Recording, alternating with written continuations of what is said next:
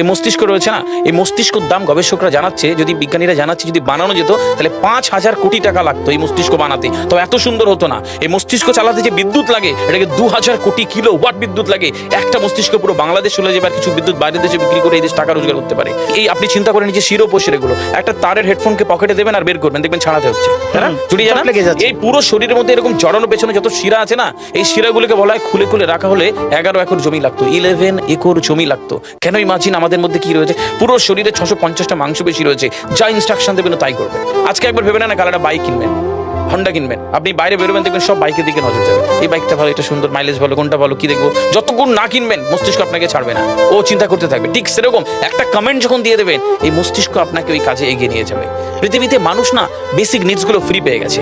ভাবুন তো একবার, পৃথিবীর সবচেয়ে লাক্সারিয়াস ড্রিঙ্কের নাম জানেন? পৃথিবীর সবচেয়ে লাক্সারিয়াস ড্রিঙ্কের নাম হচ্ছে পানি। পানি, জল। যদি 5,000 টাকা লিটার কিনতে হতো তাহলে মানব জাতি কয়দিন বাঁচত? তো পৃথিবীর পানিকে ফ্রি করে দেওয়া হয়েছে। অক্সিজেন, একটি গবেষণা জানায় সারাদিনে একটা মানুষ যত অক্সিজেন নেয় এই টাকা দিয়ে কিনতে হতো তাহলে 3.5 লক্ষ টাকা লাগতো একদিনের। শুধু রাত হয় বলে আপনাকে কত টাকা ইলেকট্রিসিটি বিল দিতে হয়, তাই না? ফ্রি পেয়েছি আমরা। সারাদিনে যতবার অক্সিজেন নিই, শ্বাসটা নিই, 17,609 থেকে 23,608 বার। এই যার একবার দমের কষ্ট সে জানে একবার শ্বাস নিতে কত। তাহলে বেসিক নিডসগুলো তো ফ্রি, আর বাকি জিনিস আল্লাহ সুবহানাহু ওয়া তাআলা দিয়ে দিয়েছে। আপনার আমার জন্মের সময় সব দিয়েছে, একটা উইল পাওয়ার ঢুকিয়ে দিয়েছে, যেটাকে বাংলা ইচ্ছা শক্তি বলে।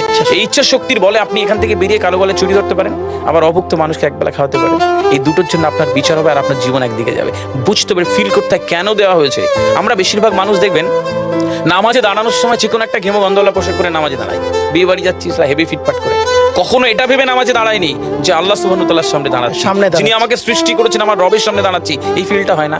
আমি সিজদায় গিয়ে বলি সুবহানা রাব্বিয়াল আলা, ও ঢাকায় নামাজ পড়ছি আর ঢাকুরিয়াতে রয়েছে আমার মন, কেন মানে বুঝি না। আমরা তাকবীরে তাহারিমা করি আল্লাহু আকবার, আল্লাহ সর্বশ্রেষ্ঠ, ফিল করি না। যখনই না ফিল করবেন তখন অনুভূতি আসবে না। সূরা জুমার আয়াত নাম্বার 9 খুব সম্ভবত আল্লাহ সুবহানাহু ওয়া তাআলা কোরআনে বলছে যে জানে আর সে জানে না, দুটো ব্যক্তি এক হতে পারে না। সুতরাং বুঝতে হবে। হাদিস শরীফে আমরা সবসময় পড়ি না যে শহীদের রক্তের তুলনায় জ্ঞানীর কলমের কালি অনেক বেশি মূল্যবান। কেন বলেছে? ফিল করতে হয়। এই ফিল যখন কেউ করবে তখন তার জীবনটা বদলে যাবে।